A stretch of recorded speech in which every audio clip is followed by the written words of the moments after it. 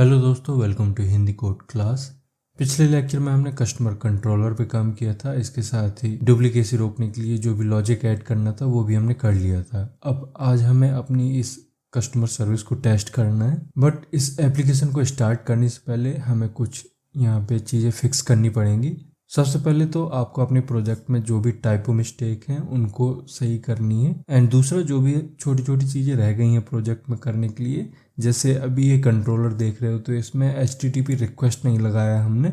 तो इस तरह की बहुत सारी चीज़ें होंगी अभी, तो उन्हें भी जो भी हमें दिखती जाएंगे हम फिक्स करते जाएंगे, एंड लास्ट में एप्लीकेशन को स्टार्ट करके पोस्टमैन के थ्रू टेस्ट करेंगे। तो अभी यहाँ पे ज़्यादा कुछ चेंजेस नहीं है, यहाँ पे सिर्फ आपको लगा देना है एट पोस्ट मैपिंग एंड इसे करेंगे सेव।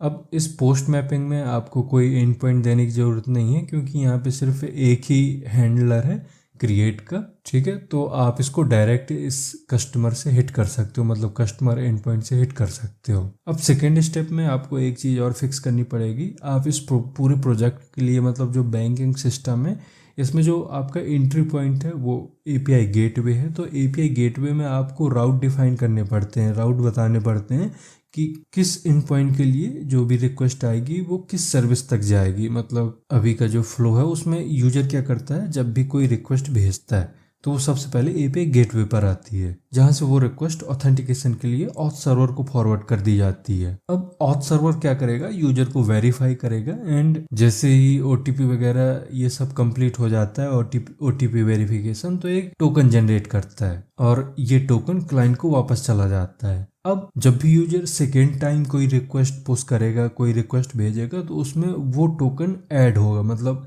हेडर में ऐड करके भेजेगा। तो मान लीजिए सेकेंड टाइम के लिए जो यूजर है उसने कस्टमर सर्विस के लिए कोई रिक्वेस्ट पोस्ट करी, तो वो रिक्वेस्ट सबसे पहले API गेटवे के पास आएगी, एंड API गेटवे सबसे पहले तो जो टोकन आया है उसको वैलिडेट करेगा, देन देखेगा कि इसका एंड पॉइंट क्या है, एंड फिर वो अपनी कॉन्फ़िगरेशन में चेक करेगा कि इसके लिए कौन सा सर्विस डिफाइन है, मतलब कौन सा रूट डिफाइन है, एंड उस रूट के हिसाब से वो रिक्वेस्ट फॉरवर्ड कर दी जाती है, ठीक है। अब API गेटवे की जो भी कॉन्फ़िगरेशन है वो एक सेंट्रलाइज्ड कॉन्फ़िगरेशन है, मतलब उसकी application.yml के अंदर की कॉन्फ़िगरेशन को गिट में रखा गया है।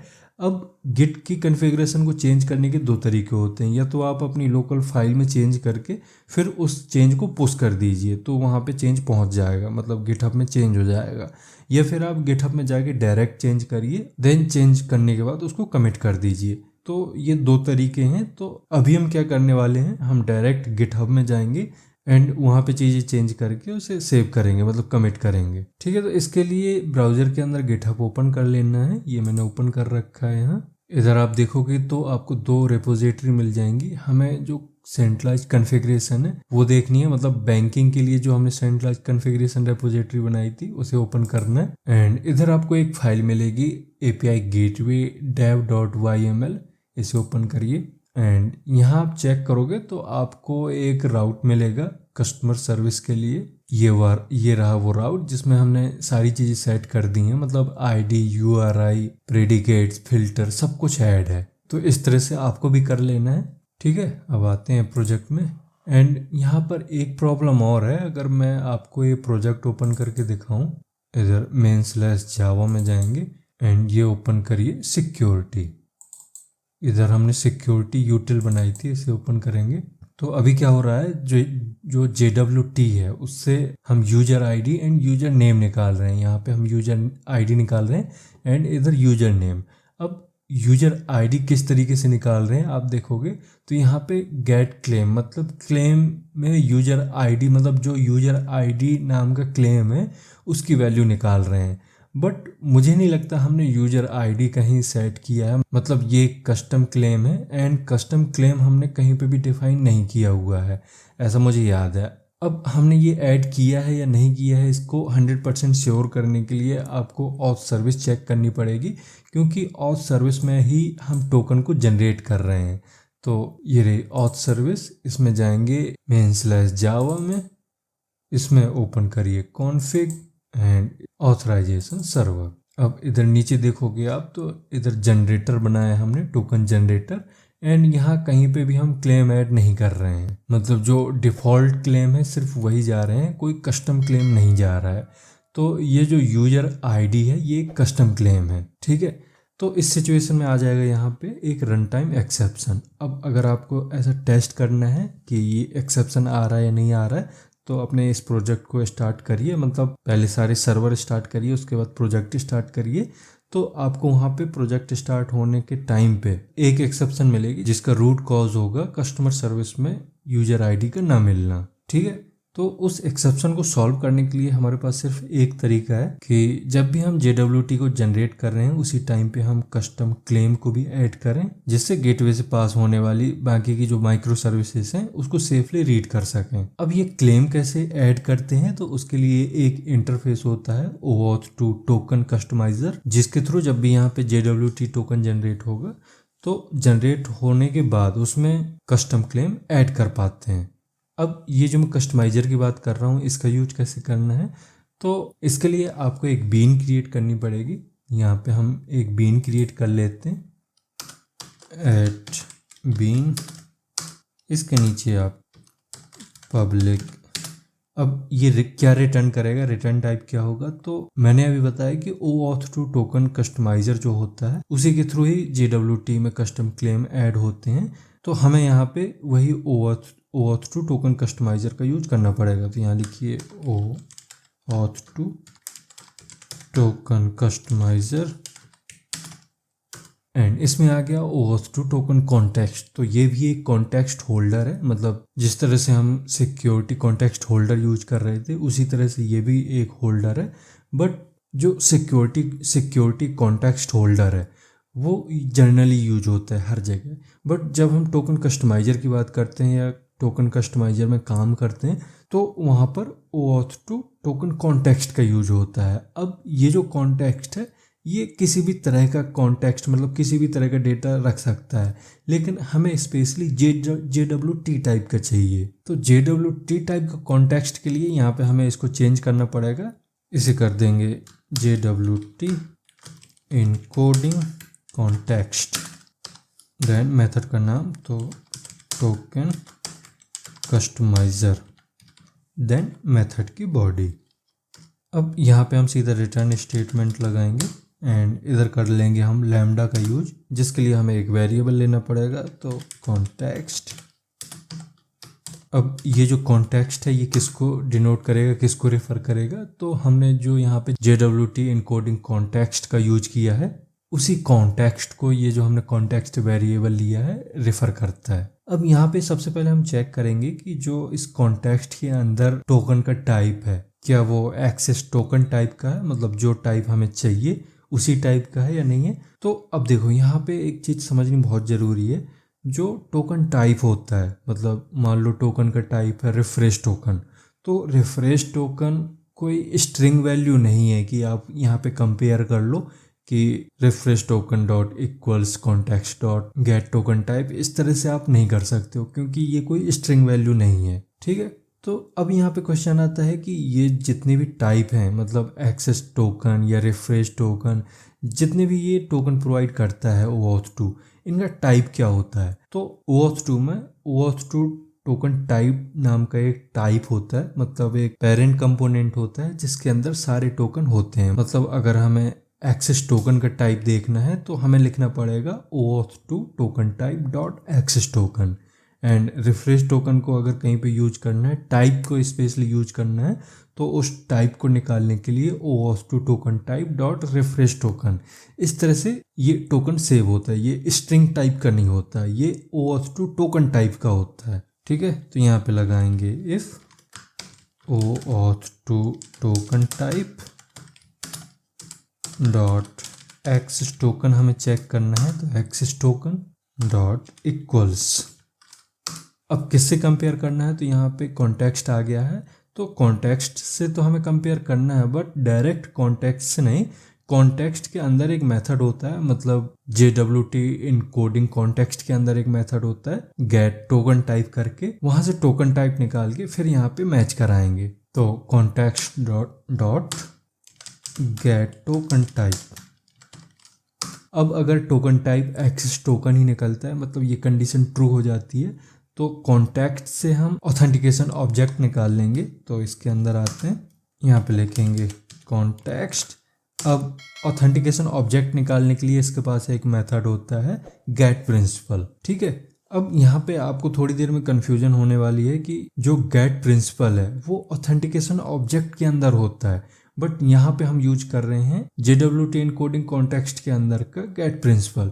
तो जो JWT इनकोडिंग कॉन्टेक्स्ट है, जब हम उसका गेट प्रिंसिपल यूज करते हैं तो वो हमें रिटर्न करके देता है एक ऑथेंटिकेशन ऑब्जेक्ट, ठीक है। एंड जब हम ऑथेंटिकेशन का गेट प्रिंसिपल यूज करते हैं तो वो हमें देता है एक्चुअल डेटा, मतलब यूजर नेम, अथॉरिटीज, रोल, ये सारी चीज़ें प्रोवाइड करता है। तो दोनों में फ़र्क है, एंड ये चीज़ आपको याद रखनी है कि ये दोनों मेथड अलग अलग काम करते हैं, ठीक है। तो यहाँ पे हम यूज कर लेंगे गेट प्रिंसिपल, एंड ये हमें रिटर्न करके देगा एक ऑथेंटिकेशन ऑब्जेक्ट, जिसको यहाँ पे रख लेते हैं। इसका नाम दीजिए प्रिंसिपल।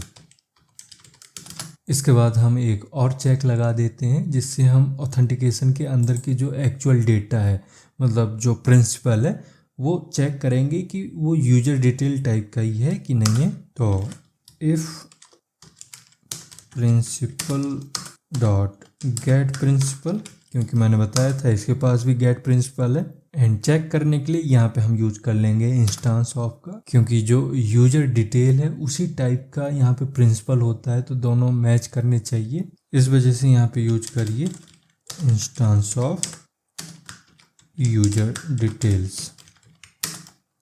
अब अगर ये मैच कर जाता है तो इसको हम यूजर डिटेल में कास्ट कर लेंगे, जिसके लिए आपके पास दो तरीके हैं। या तो आप जिस तरह से कास्ट करते हैं वैसे कर लीजिए, या फिर यहाँ पे सिंपल एक वेरिएबल यूज कर लीजिए। मैं यूजर कर देता हूँ, ठीक है। अब जैसे ही आप इतना यूज करते हो, ये इंटरनली 3 काम एक साथ करेगा। सबसे पहले तो ये इंस्टेंस ऑफ चेक करेगा कि जो यूजर डिटेल है एंड जो प्रिंसिपल है, ये दोनों का टाइप सेम है या नहीं है, मतलब दोनों सेम इंस्टेंस को रेफर कर रहे हैं या नहीं कर रहे हैं।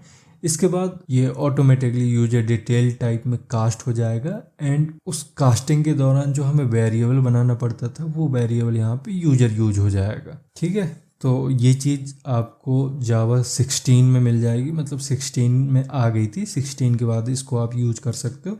तो इस वजह से ये शॉर्टकट हमने यूज किया है यहाँ पे। इसके बाद जो हमारी यूजर आईडी है, जो हमने डेटाबेस में स्टोर कर रखी है, उसको निकाल के यहाँ क्लेम में सेट कर देंगे। तो उसके लिए हमें एक ऑब्जेक्ट चाहिए यूजर रेपोजिटरी का। तो यहाँ पे एक एनोटेशन यूज करिए, रिक्वायर्ड आर्ग्स कंस्ट्रक्टर, देन यहाँ पे हम यूज कर लेंगे एक final field, private final user repository, इसका नाम दीजिए यूजर रेपो। अब इसी यूजर रेपो का हम यहाँ पे यूज करके डेटा ले लेंगे, user repo dot find by user name, इसमें डाल देंगे यूजर का नेम। अब ये हमें यूजर नेम कहाँ से मिलेगा, तो अभी हमने ये जो यूजर में कास्ट किया है प्रिंसिपल को, मतलब इस यूजर के पास अब प्रिंसिपल की सारी इन्फॉर्मेशन है जो भी प्रिंसिपल में होती है, मतलब यूजर नेम, उसका रोल, अथॉरिटीज़, सारी चीज़ें इसके अंदर है। तो यहीं से हमें निकालनी है। तो यहाँ लिखेंगे user dot gate user name. अब ये ऑप्शनल टाइप का डेटा रिटर्न करता है, जिसको हमें हैंडल करना पड़ेगा, कन्वर्ट करना पड़ेगा। तो और एल्स थ्रो, इसमें कॉल कर देंगे एक एक्सेप्शन क्लास के कंस्ट्रक्टर को, जिसके लिए यहाँ पहले लीजिए lambda, then new run time exception, then इसके अंदर लिखिए यूजर नॉट फाउंड, ठीक है, एंड लास्ट में सेमीकोलन। अब ये हमें यूजर टाइप का डेटा रिटर्न करके देगा। तो इसको रख लेते हैं हम यहाँ पर यूजर, इसका नाम दीजिए DB यूजर। अब ये जो यूजर है, इसको हमें इंपोर्ट करना पड़ेगा। अब इसी यूजर के थ्रू हम यूजर की आईडी निकाल लेंगे एंड क्लेम में सेट कर देंगे। तो यहाँ पे यूज कर लीजिए कॉन्टेक्स्ट डॉट, सबसे पहले तो पूरा क्लेम निकालते हैं, तो गेट क्लेम। इसके बाद क्लेम सेट किया जाता है, जिसके लिए क्लेम मेथड है, अब कभी भी जब आप कस्टम क्लेम सेट करते हो या डिफ़ॉल्ट क्लेम भी होते हैं, वो यूजर आईडी के पेयर में होते हैं। मतलब हर क्लेम की एक आईडी होती है एंड उसकी वैल्यू होती है। तो आईडी क्या देनी है, जो हम यूज कर रहे हैं कस्टमर सर्विस में, मतलब यूटिल क्लास में हम यूजर आईडी नाम का क्लेम निकाल रहे थे। मतलब यूजर आईडी क्लेम का जो वैल्यू है वो यूज कर रहे हैं। तो यहाँ पे जो की का नाम होगा वो यूजर आईडी होगा एंड इसका जो वैल्यू होगा उसमें कॉन्टेक्स्ट नहीं डालना है, हमें डालना है जो हमने डीबी यूजर निकाला है उसका आईडी। उसके लिए यहाँ पे लिखिए डॉट गेट आईडी। ठीक है, इसी तरह से आप यूजर नेम भी निकाल सकते हो, बट यूजर नेम हमें मिल रहा है प्रिंसिपल के थ्रू, इस वजह से यहाँ पर यूजर नेम हमें क्लेम में सेट करने की ज़रूरत नहीं है। ठीक है, इसको कर दीजिए सेव। अब यहाँ पे एक सेमीकोलन हमारा छूट रहा है, इधर लगाना पड़ेगा हमें सेमीकोलन। अब फिर से करिए इसको सेव।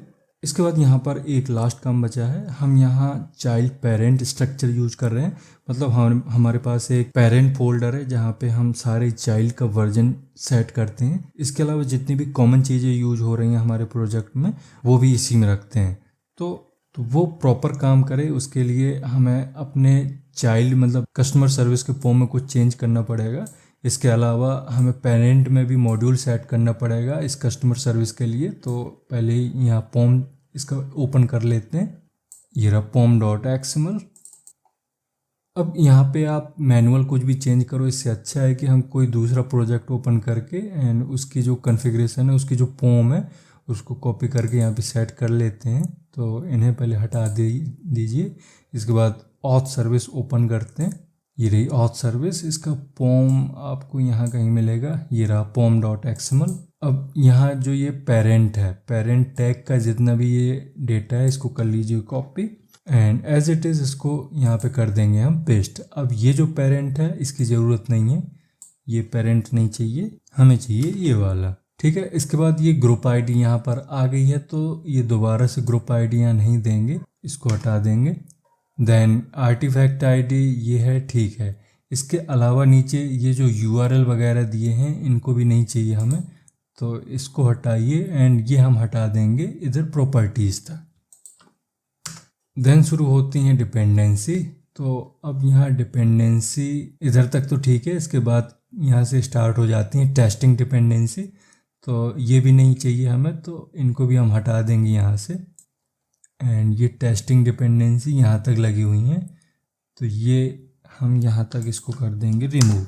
इसके अलावा ये जो डिपेंडेंसी प्रॉपर्टीज़ दिख रही हैं, मतलब डिपेंडेंसी मैनेजमेंट दिख रहा है, इसे भी नहीं चाहिए, ये भी हमारा पेरेंट से आएगा, तो ये भी रिमूव कर दिया। अब ये बिल्ड, बहुत सारा बिल्ड है, इतना बिल्ड हम नहीं यूज करेंगे, तो इस बिल्ड को भी हटाते हैं। हम सिर्फ इतना ही बिल्ड रखेंगे जो हमने ऑथ सर्विस में रखा है। कंट्रोल सी एंड यहाँ पर आके इसको कर देंगे पेस्ट। ठीक है, अब वर्जन कैसे आएगा, इनकी सारे वर्जन कैसे आएंगे, क्योंकि यहाँ से तो हम रिमूव कर चुके हैं। तो अब हम चलेंगे अपने पेरेंट में, मतलब इधर आप देखोगे तो बैंकिंग सिस्टम पेरेंट नाम का एक फोल्डर मिलेगा, ये रहा। इसको आप ओपन करोगे तो इसका pom.xml आपको ओपन करना है। अब यहाँ पर मल्टीपल मॉड्यूल सेट है, मतलब जितनी भी आपकी सर्विस चल रही हैं इसके अंदर वो सब यहाँ पे सेट हैं। तो एक मॉड्यूल और हमें यहाँ पे सेट करना पड़ेगा, तो इसी को कर लेते हैं कॉपी एंड इसी के नीचे कर दीजिए इसको पेस्ट।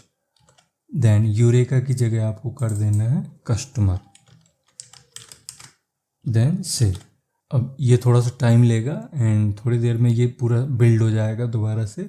इसी तरह से हमारी जो कस्टमर सर्विस है इसको भी हम सेव करेंगे, तो ये भी थोड़ा सा टाइम लेगा एंड 1-2 मिनट के अंदर ये भी पूरा कंप्लीट हो जाएगा, बिल्ड हो जाएगा। अब यहाँ पे आप एक चीज़ ध्यान देना, इनको सबको मिनिमाइज़ करते हैं फिर मैं आपको बताता हूँ। ऑथ सर्विस भी इधर मिनिमाइज़ कर दीजिए। अब जैसे आपने ये चीज़ें सेट की, मतलब ये पेरेंट में आपने मॉड्यूल सेट किया एंड यहाँ से आपने वर्जन हटाया, मैनेजमेंट हटाया, सारी चीज़ें आपने जैसे की, तो आप यहाँ देखोगे आपका जो main/java था वो फोल्डर जा चुका है। यहाँ पे आपको main/java नहीं मिलेगा। तो ऐसा नहीं है कि ये डिलीट हो गया ऑटोमेटिकली, बट ये कभी कभी हाइड हो जाता है, ये बहुत कॉमन चीज़ है। इसको फिक्स करने के लिए आपको ज़्यादा कुछ नहीं करना होता है, इसके ऊपर करिए राइट क्लिक एंड प्रॉपर्टी, इसमें आपको जावा बिल्ड पाथ में जाना है। बिल्ड पाथ में इधर रिसोर्स के अंदर इधर आपको चेक कर लेना है कि आपका main/java फोल्डर दिख रहा है या नहीं है। तो main/java नहीं है तो कोई बात नहीं, ऐड फोल्डर पे क्लिक करते हैं एंड यहाँ रिसोर्स के अंदर आपको मेन सेलेक्ट करना है। तो इधर मेन सिलेक्टेड नहीं है। अब यहाँ पे जावा 2 हैं, एक है मेन वाला और एक है टेस्ट वाला। तो हमें टेस्ट नहीं चाहिए, हमें चाहिए मेन। तो इसको आप चेक करिए and okay, then apply and close. अब जैसे आप इतना करते हो ये आपका main/java आ जाता है। इसको आप ओपन करोगे तो ये आपकी सारी चीज़ें दिख रही हैं। तो इतना आपको कर लेना है। इसके बाद हमें टेस्ट करना था कस्टमर सर्विस, मतलब यही वाली सर्विस टेस्ट करनी थी। बट अब ये लेक्चर काफ़ी बड़ा हो गया है तो अब टेस्टिंग करेंगे हम नेक्स्ट लेक्चर में। इस लेक्चर में जो भी चीज़ें मैंने बताई हैं अगर वो प्रॉपर आपको समझ में आई हैं तो इसको लाइक करिए एंड अगर अभी तक चैनल को सब्सक्राइब नहीं किया तो चैनल को भी सब्सक्राइब कर लें। अब हम मिलते हैं नेक्स्ट लेक्चर में। Thank you.